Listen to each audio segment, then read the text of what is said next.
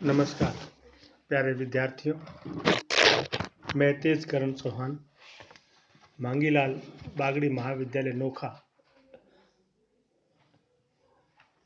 सह आचार्य इतिहास। आज हम बीए पार्ट फर्स्ट के प्रथम पेपर आधुनिक विश्व का इतिहास के एक महत्वपूर्ण विषय अमेरिका की क्रांति या अमेरिका का स्वतंत्रता संग्राम के बारे में चर्चा करेंगे। दुनिया में कुछ ऐसी घटनाएं घटी है जिन्होंने पूरे विश्व इतिहास को समय समय पर प्रभावित किया है, और कुछ इतनी महत्वपूर्ण घटनाएं हैं जो आज भी पूरे विश्व को प्रभावित कर रही है। संयुक्त राज्य अमेरिका, जो आज विश्व की सबसे बड़ी महाशक्ति है, 17वीं शताब्दी के आरंभ तक वह अपने विकास की आरंभिक अवस्था में था और यूरोपीय देशों की अधीनता में यूरोपियंस का गुलाम था। अमेरिका पहुंचने वाले प्रथम यूरोपियन लोग लगभग 1000 ईस्वी के आसपास आइसलैंड और ग्रीनलैंड के नॉर्थ समुद्री लोग थे, लेकिन उनकी खोजों के बारे में यूरोप को अधिक जानकारी नहीं मिली। उसके पश्चात 15वीं शताब्दी में क्रिस्टोफर कोलंबस पहला व्यक्ति था जो वेस्ट इंडीज की भूमि पर पहुंचा और पोप द्वारा दी गई स्वीकृति के अनुसार इस नए संसार पर स्पेन को उपनिवेश बनाने के अधिकार प्राप्त हुए। अमेरिका का नामकरण एक इटालवी खोजकर्ता अमेरिगो वेस्पुची के नाम पर पड़ा, जिसने बार बार अमेरिका महाद्वीप की कई यात्राएं की और लोगों को ये बताया कि यह नई दुनिया है, यह नया महाद्वीप है जो एशिया से बिल्कुल अलग है।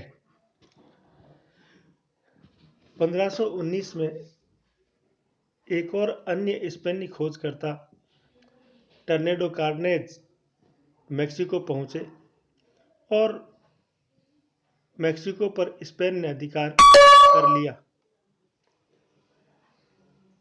1565 में उन्होंने फ्लोरिडा पर अधिकार किया और सेंट अगस्टिन नामक एक बस्ती की स्थापना की, जो अमेरिका में यूरोपियन लोगों की पहली बस्ती थी।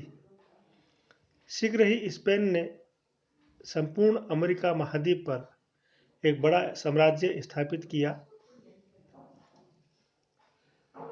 उनके पश्चात ब्रिटेन और फ्रांस भी अमेरिका में उपनिवेश स्थापित करने की दौड़ में सम्मिलित हो गए। यूरोपियन लोगों के आगमन से पहले अमेरिका में मूल निवासियों की जनसंख्या लगभग 10 लाख के आसपास थी, जिनको इंडियंस कहा जाता था। ये भिन्न भिन्न भाषाएं बोलने वाले अलग अलग जातियों में बटे हुए कबीलाई संस्कृति के लोग थे, जिनका मुख्य कार्य खेती और आखेट द्वारा जीवन यापन करना था। उनका राजनीतिक संगठन सरल था। वे कबीलाई तौर तरीकों से रहते थे। जब यूरोपियन लोगों ने अमेरिका की भूमि पर कृषि करना शुरू किया, तब इंडियंस के लिए आखेट की भूमि कम होने लगी और इसी प्रश्न पर इंडियंस और यूरोपियन उपनिवेशवासियों के मध्य संघर्ष शुरू हुए। आने वाली शताब्दियों में श्वेत जाति ने संयुक्त राज्य अमेरिका की संपूर्ण भूमि पर अधिकार कर लिया और धीरे धीरे अमेरिका के मूल निवासियों इंडियंस की संख्या घटकर सिर्फ 20% रह गई। बहुत से लोग युद्धों में मारे गए और बहुत से लोग यूरोपियन लोगों द्वारा लाई गई संक्रामक बीमारियों और शराब की वजह से समाप्त हो गए। 17वीं शताब्दी के आरंभ में अमेरिका में इंग्लैंड से भारी संख्या में अंग्रेजों का आगमन हुआ। जेम्स टाउन नामक प्रथम अंग्रेजों की बस्ती वर्जीनिया में बसी। धीरे धीरे ब्रिटेन ने अमेरिका में अपने 13 उपनिवेश स्थापित कर लिए, जिनमें अधिकांश लोग ब्रिटिश मूल के थे और शेष Dutch, French, German, Swiss, Scotch, Swedish और आयरिश मूल के थे। अमेरिकी क्रांति के आरंभ में इन उपनिवेशों ने अपने प्रांतों में स्वशासन राजनीतिक पद्धतियां विकसित की और एक ऐसा सामाजिक ढांचा खड़ा किया जिसमें वितृष्णा या भेदभाव नहीं था, और ऐसी अर्थव्यवस्था विकसित की जिसमें व्यक्तिगत उद्यम को महत्वपूर्ण स्थान था। अमेरिका के स्वतंत्रता युद्ध या क्रांति के कई कारण हमें देखने को मिलते हैं। जब भी कोई क्रांति घटित होती है तब उसके लिए कोई एक कारण जिम्मेदार नहीं होता है। इतिहासकार अपने अध्ययनों के द्वारा यह जानने का प्रयास करते हैं कि अमुक घटना या क्रांति का निर्णायक कारण क्या था। संभवतः हम कह सकते हैं कि अमेरिकन क्रांति का पहला कारण राजनीतिक वैमनस्य ही रहा होगा, जिसके अनुसार अंग्रेजों और उनके अमेरिकी उपनिवेश वासियों के मध्य राजनीतिक विचारों में मतभेद हुआ। दूसरा कारण हम आर्थिक संघर्ष भी मान सकते हैं। ब्रिटेन और अमेरिका के मध्य व्यापारिक और औद्योगिक हितों के संघर्ष खड़े हुए तब अमेरिका में स्वतंत्रता संग्राम का जन्म हुआ। यहाँ उल्लेखनीय रूप से कहा जा सकता है, इतिहास में घटी हुई क्रांतियों के किसी निश्चित सांचे से अमेरिका की क्रांति को नहीं देखा जा सकता है।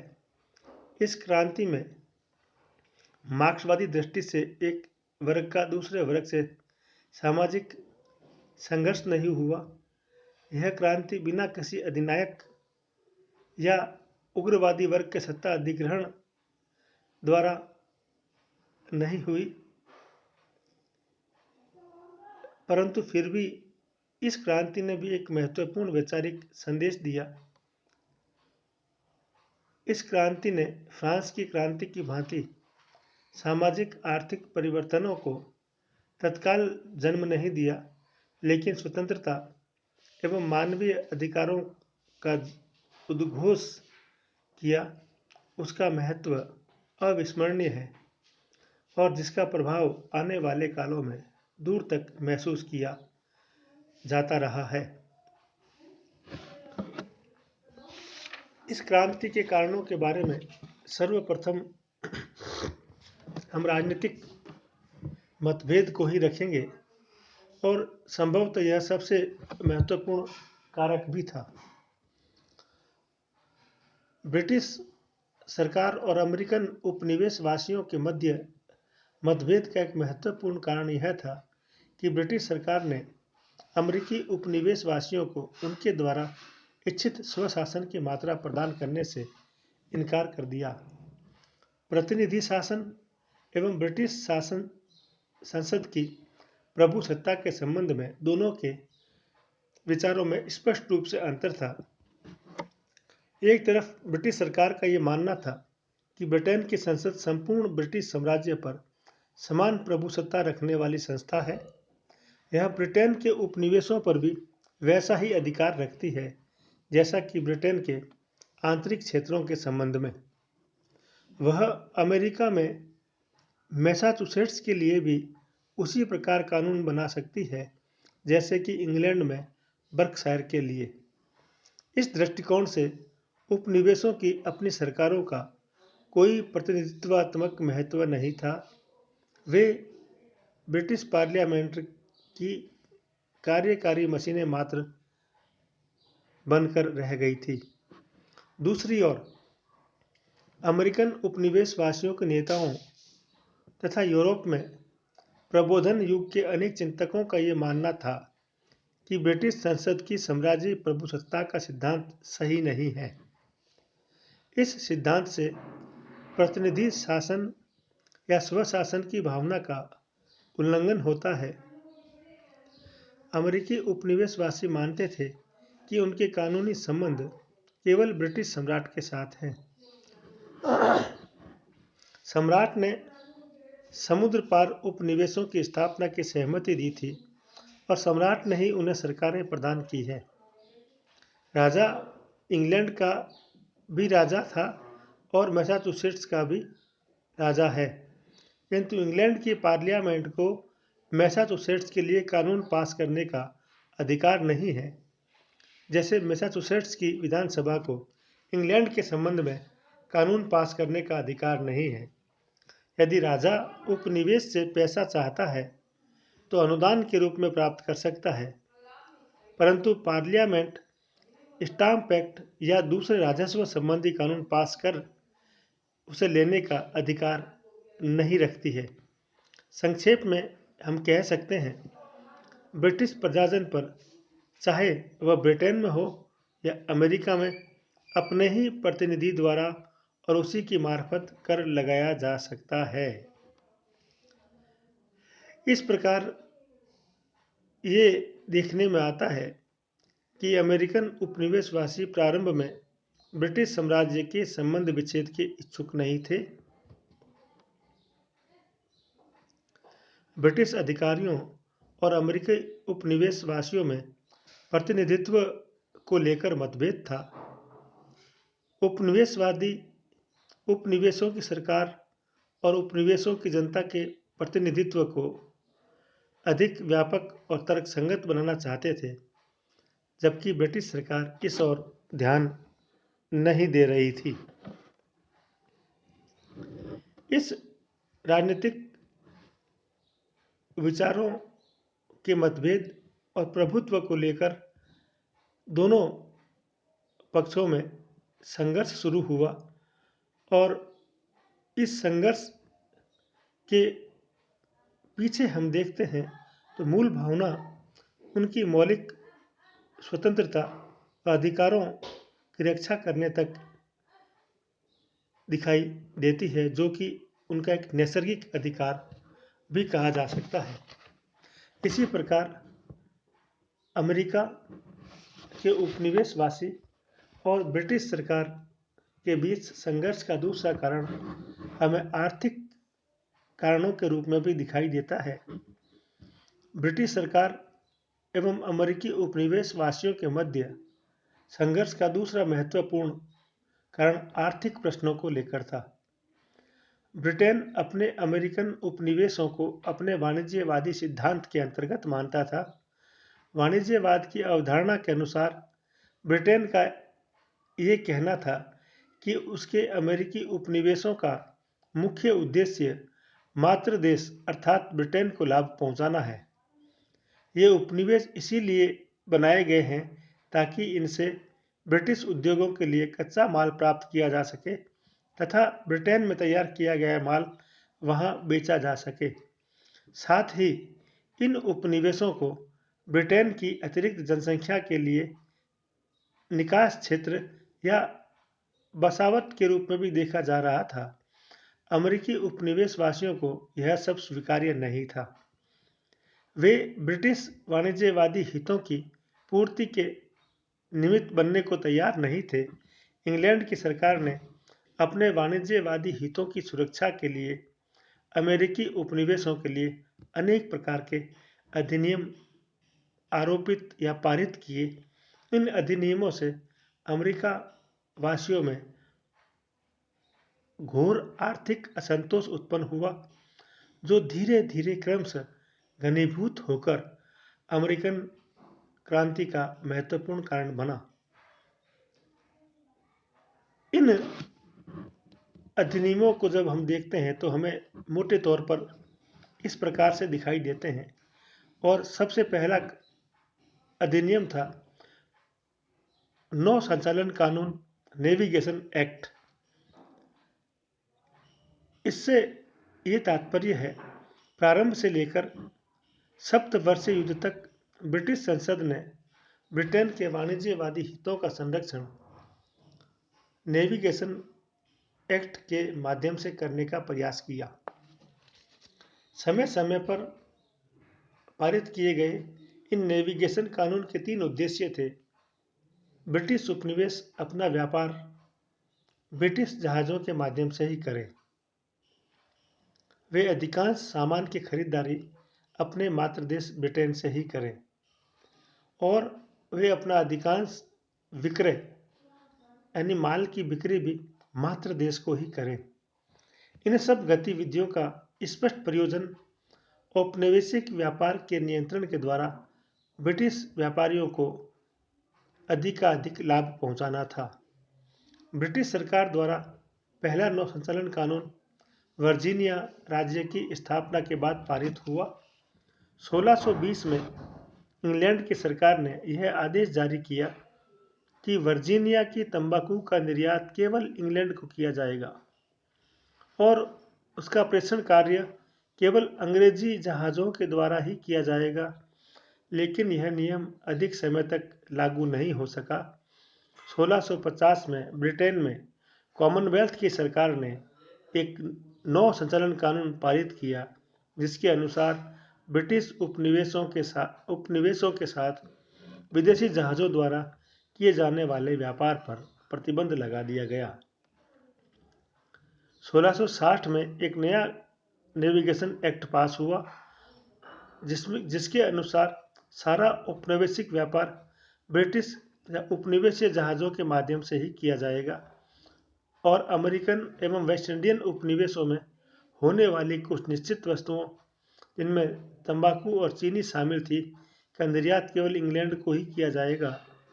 इसी प्रकार 1663 में ही ब्रिटिश संसद ने एक और स्टेपल अधिनियम जोड़ा, जिसके अनुसार ब्रिटिश उपनिवेशों पर इंग्लैंड के अलावा अन्य देशों से की जाने वाली प्रत्यक्ष खरीद पर प्रतिबंध लगा दिया गया।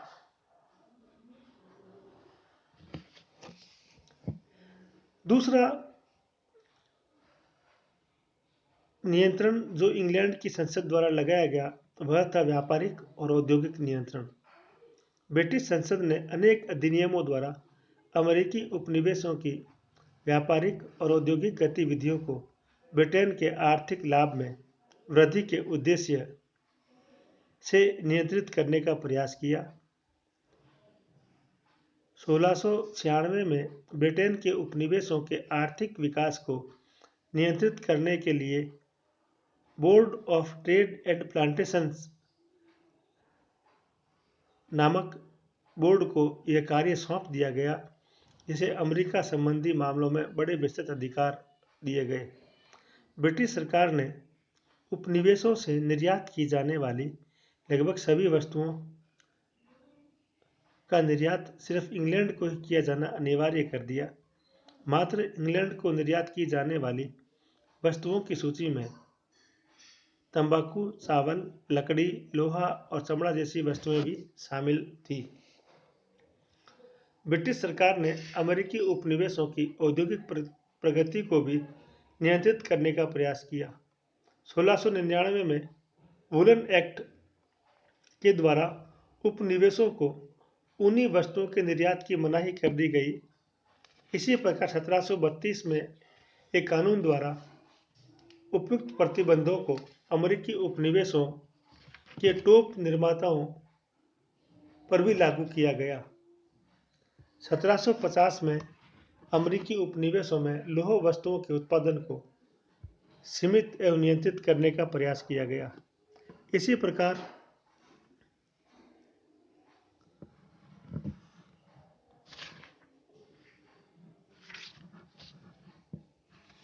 शुगर एक्ट 1733 में अमेरिकी उपनिवेश वासियों पर लागू किया गया, तो सबसे कटु अनुभव उपनिवेश वासियों के लिए सिद्ध हुआ। इसका उद्देश्य अमेरिकी उपनिवेशों और फ्रांस तथा स्पेन द्वारा अधिकृत वेस्ट इंडीज के मध्य होने वाले व्यापार की समाप्ति करना था। इस अधिनियम द्वारा अमेरिकी उपनिवेशों के लिए विदेशी क्षेत्रों से शीरे, चीनी और स्पिरिट के आयात पर भारी कर लगा दिए गए, जिसका उद्देश्य था कि उपनिवेशों के व्यापारी उक्त वस्तुओं की केवल ब्रिटिश व्यापारियों से ही खरीदें। उपनिवेशवासियों के लिए मात्र राहत की बात यह थी कि शीरा अधिनियम को सख्ती से लागू करने का प्रयास नहीं किया गया, लेकिन इस स्थिति का फायदा उपनिवेशों के व्यापारियों को कम, तस्करों को अधिक हुआ। इन सब नौसंचालन कानूनों और व्यापारिक और औद्योगिक नियंत्रण अधिनियमों के फलस्वरूप अमेरिकी उपनिवेशों को निर्यात से मिलने वाली आमदनी कम हो गई और आयात की वस्तुओं पर उनका खर्चा बढ़ गया। निर्यात हो या आयात, दोनों ही अवस्थाओं में अमेरिकी उपनिवेशवासी नुकसान की स्थिति में पहुंच गए। ब्रिटिश सरकार द्वारा इंग्लैंड में तैयार करवाए गए कानून और उसमें मातृ देश के हितों को सर्वोपरि मानकर उपनिवेशों की आर्थिक व्यवस्था नियंत्रित कर दी गई।